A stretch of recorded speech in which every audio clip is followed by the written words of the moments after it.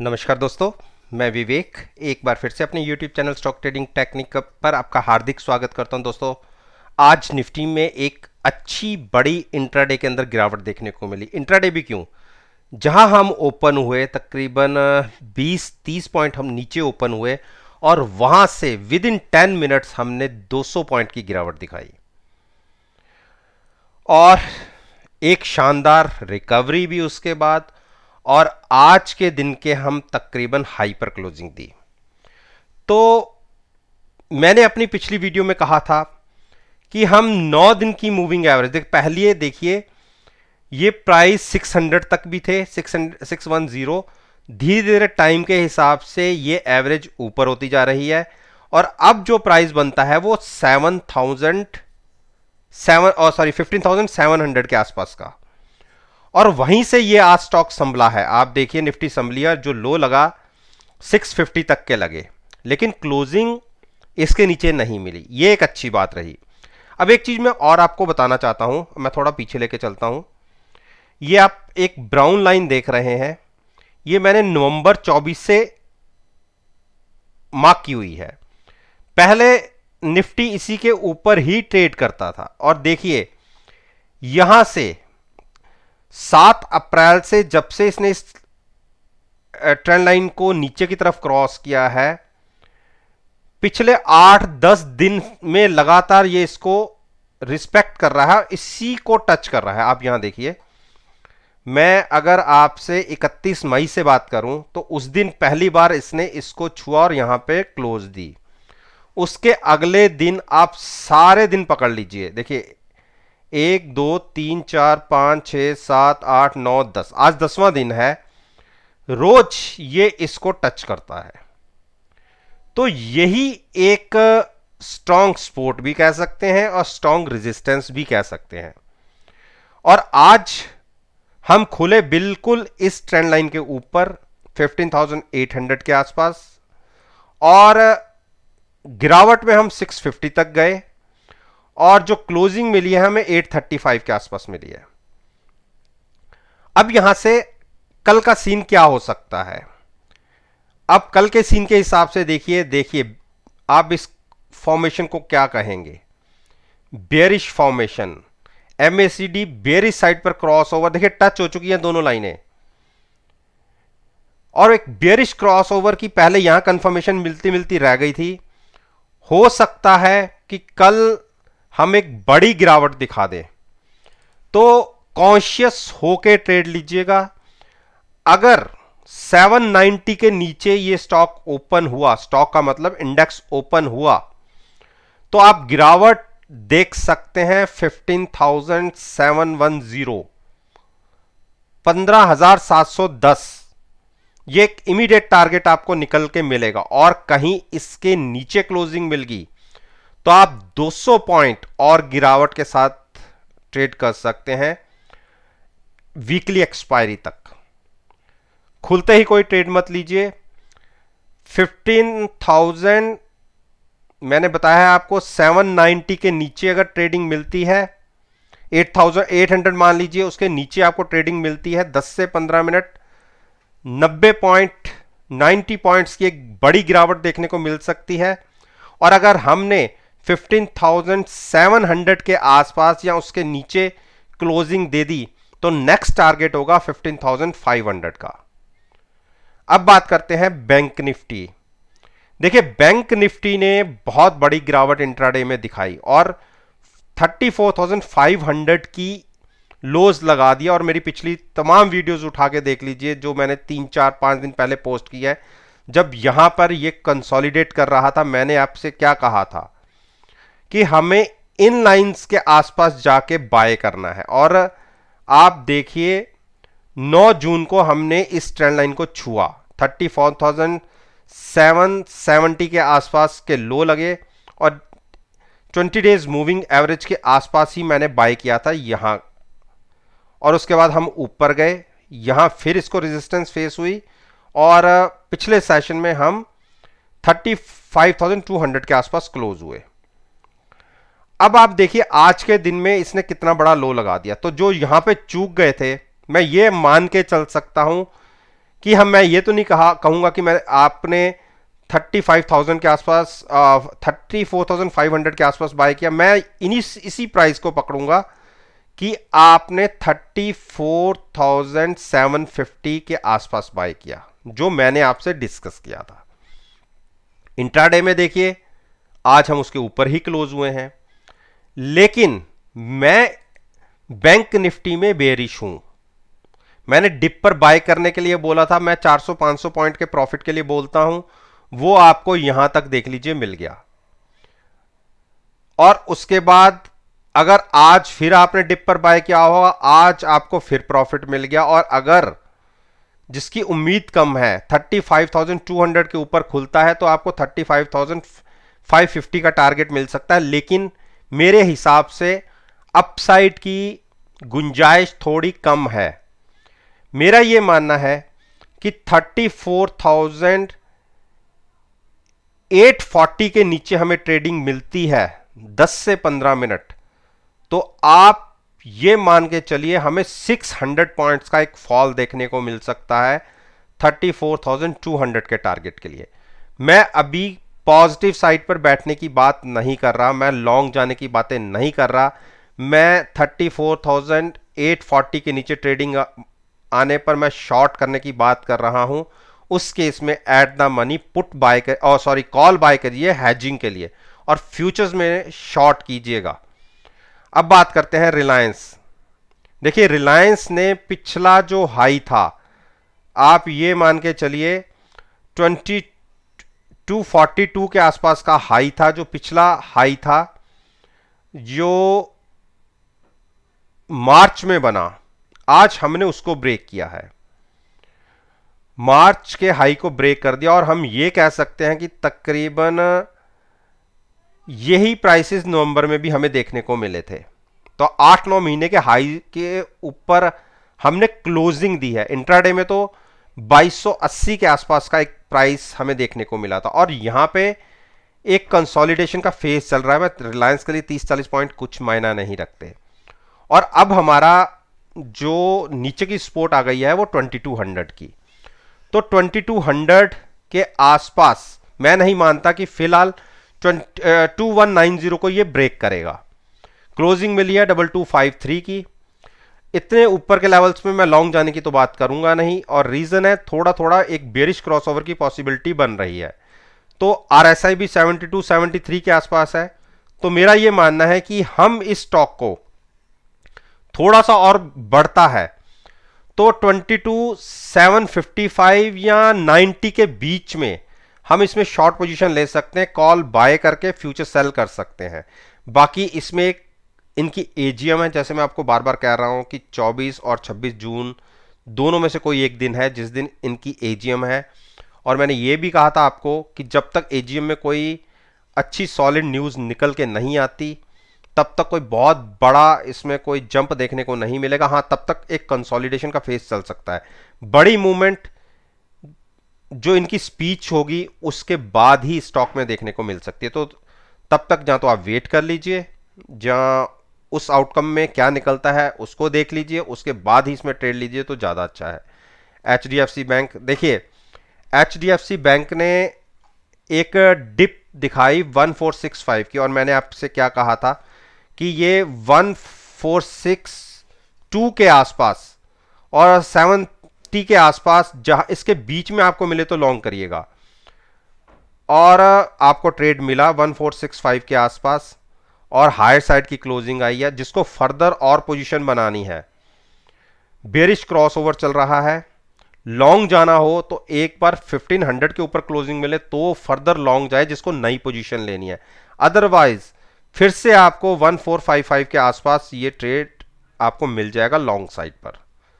तो जिसने पोजीशन बना ली है 1470 के आसपास पुट बाय करके कॉल बाय कर लिया, वो भी पोजीशन को होल्ड रखें, और जिसको फर्दर ऐड करना है और नया ट्रेड लेना है वो भी एक बार फिर से अगर 1460 के आसपास प्राइस दिखता है तो लॉन्ग करें, शॉर्ट मत करें। ऊपर से बहुत बड़ी गिरावट आ चुकी है, वैसे तो बेरिश क्रॉस ओवर है लेकिन बहुत बड़ी गिरावट की गुंजाइश 1450 के नीचे क्लोजिंग मिलने पर मिलेगी, जिसकी उम्मीद फिलहाल मैं मान के चल रहा हूं कि अभी बहुत कम है। इंडस बैंक, इंडस बैंक ने इंट्राडे में हमें 995 तक के लोज लगाए, और जो मैं आपको बाय करने के लिए बोल रहा था पिछले दिनों से 975 और 1000 के बीच में, 1000 के बीच में मिला तो, लेकिन केवल 5 पॉइंट। तो हम ऐसे इसको ट्रेड नहीं करते जब तक मिड में ना आता। तो यानी 975 और 1000 के बीच का प्राइस बनता है तकरीबन 80-82 के आसपास।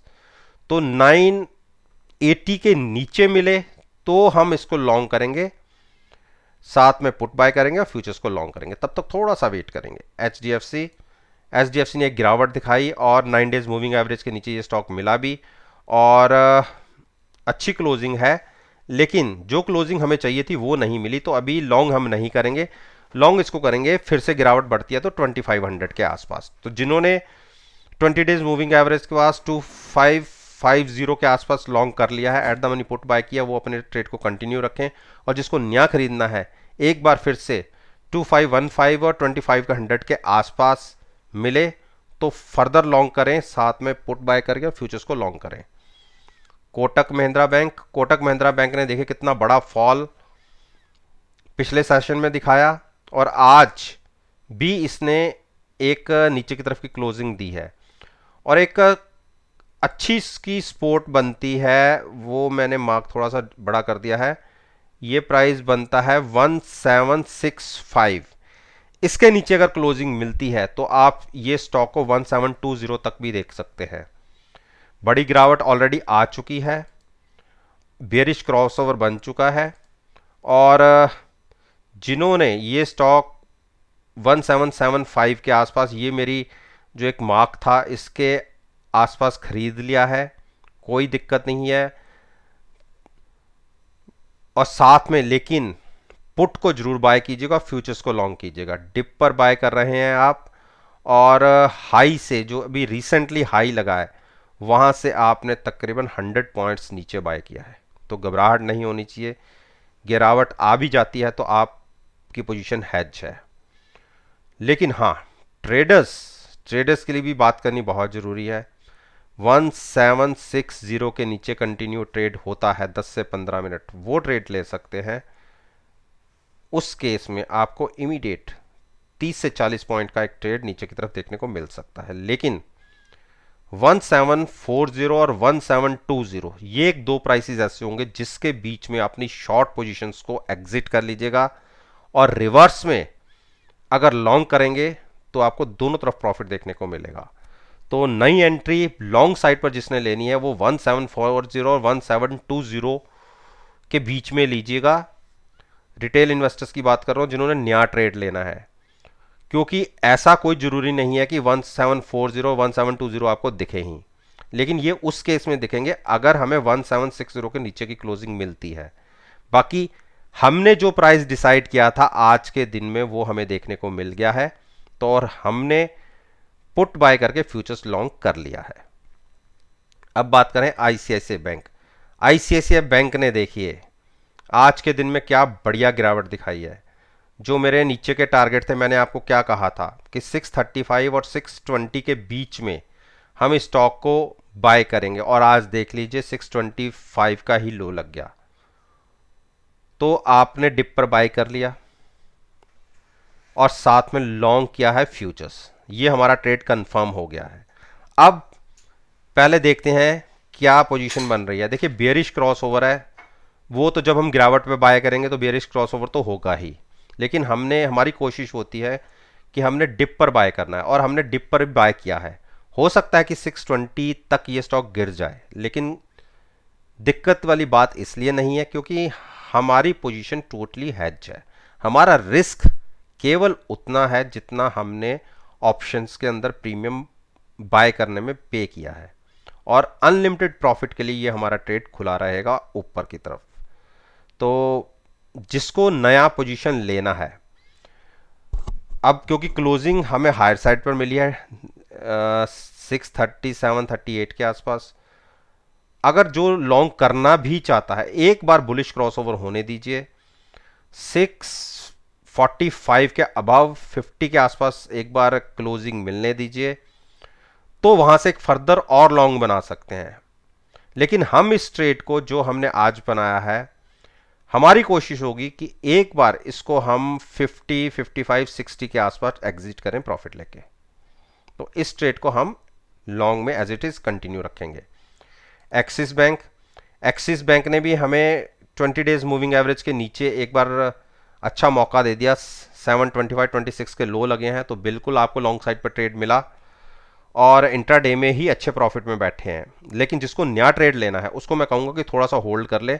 743 के ऊपर ट्रेडिंग मिलने पर लॉन्ग कर लीजिएगा। उस केस में 750, 760 के टारगेट देखने को मिलेंगे। जिनका ट्रेड 725 के आसपास बाय हो चुका है, वो अपने ट्रेड को कंटिन्यू रखें लॉन्ग साइड पर, और साथ में आपके पास पुट जरूर होनी चाहिए। नेकेड पोजीशन कोई नहीं। देखिए, सबसे बढ़िया हैजिंग का बेनिफिट क्या रहता है, जहां आपको 100% मार्जिन लगना है। 100% का मार्जिन कैसा होता है कि अगर आपने 1 लाख का कोई स्क्रिप्ट बाय की है और उस पर आपका 10% का मार्जिन लग रहा है, अगर आपकी पोजीशन नीचे हैज होगी तो आपका मार्जिन केवल 3 to 4% लगेगा। ये इसका सबसे बढ़िया खूबी है। और एक चिंता ये नहीं है कि आपका अनलिमिटेड कोई रिस्क है नीचे का, तो बहुत अच्छा फायदा रहता है। हाँ, टाइम के हिसाब से थोड़ा थोड़ा प्रीमियम डिके होता है, बस उस लॉस, उस चीज को छोड़ दीजिए, अदरवाइज इसका बेनिफिट रहता है। तो एक्सिस बैंक को हमने नीचे से बाय कर लिया है, इस पोजीशन को हम कंटिन्यू रखेंगे। अब बात करते हैं एसबीआई। देखिए, एसबीआई ने, मैंने आपसे क्या कहा था कि 410 तक के टारगेट हमें नीचे की तरफ दिखते हैं, और वो मैंने कब कहा था, जब आप देखिए 443 के आसपास का प्राइस चल रहा था। और आप सभी को पता है, मेरी वीडियोस को आप देख लीजिए, 440 की कॉल बाय करके हमने फ्यूचर्स सेल किया हुआ था, और वहां से प्राइस देखिए जो लो लग गया आज के दिन में 417 का, यानी कितना जबरदस्त प्रॉफिट हमें देखने को मिला है। हाँ, हमने 417 तक का वेट नहीं किया, हम ऑर्डर डाल के रखते हैं, क्योंकि जब मार्केट में ऐसे क्रैश आते हैं, जब कुछ आते हैं, आप ऑर्डर डाल ही नहीं पाएंगे। तो इसीलिए आप अपने प्राइस के लिए जहां आपको बाय करना है, आप वो ऑर्डर डाल के रखा करिए। जब भी ऐसे क्रैशेस आते हैं, या आपका, क्योंकि आप फर्स्ट कम फर्स्ट बेसिस के ऊपर ऑर्डर एग्जीक्यूट होता है, तो उस तरीके से आपका ऑर्डर, आपका प्राइस आपको मिल जाएगा। तो ऐसा भी नहीं है कि इस फ्रैक्शन ऑफ सेकंड्स के लिए ये प्राइस दिखा, काफी देर तक ट्रेड होता रहा ये नीचे का प्राइसेस। और सॉरी, 417 नहीं, 415 नहीं, 420 के आसपास हमारा एग्जीक्यूट हुआ ऑर्डर। तो 20 रुपीज हमें फ्यूचर्स में मिले हैं, और उसके कंपैरिजन में नुकसान हुआ ऑप्शन का, ऐसा नहीं है कि नहीं हुआ, लेकिन उसके कंपैरिजन में ये मान के चलिए कि 20% एक्स्ट्रा ही हमें प्रॉफिट रहा है जितना हमें नुकसान हुआ है। तो अच्छा, इसको रोकना पड़ा हमें इस ट्रेड के लिए, लेकिन अल्टीमेटली प्रॉफिट में क्लोज हुआ। अब यहां से आपको क्या करना है, देखिए, पिछले अगर 5 दिन से देखेंगे तो 9 दिन की मूविंग एवरेज रोज ये प्राइसेस को टच कर रहा है, और आज के दिन में गिरावट भी आई है। तो मेरे को लगता है कि ये गिरावट कंटिन्यू, जो आज लास्ट में रिकवरी दिखी है, ये एक बार गिरावट और बढ़ सकती है। मुझे पर्सनली लगता है कि एक बार ये स्टॉक 420 और 415 की रेंज में मिल जाना चाहिए। तो अगर इस रेंज में मिलता है तो लॉन्ग करिए, और साथ में at the money put buy कीजिए, और फ्यूचर्स को लॉन्ग करिए। तब तक थोड़ा सा वेट करिए। तो दोस्तों, ये मैंने निफ्टी और बैंक निफ्टी दोनों इंडेक्स, और इन दोनों इंडेक्स के अंदर जो फाइनेंशियल सेक्टर्स के स्टॉक्स हैं, उन पर मैंने अपना ओपिनियन आपके साथ शेयर किया है। और मेरा ये मानना है कि अगर मेरी इस वीडियो को आप 15 जून के सेशन के साथ एनालाइज करेंगे, यकीन मानिएगा आपको बहुत अच्छे पॉजिटिव रिजल्ट्स देखने को मिलेंगे। वीडियो अच्छी लगे तो लाइक जरूर कीजिएगा, शेयर कीजिए, और मेरे यूट्यूब चैनल को सब्सक्राइब करना मत भूलिएगा। इस बात के साथ मैं आपसे विदा लेता हूं और एक नई वीडियो के साथ फिर से आपके सामने आऊंगा। तब तक के लिए धन्यवाद। Take care and have a nice day.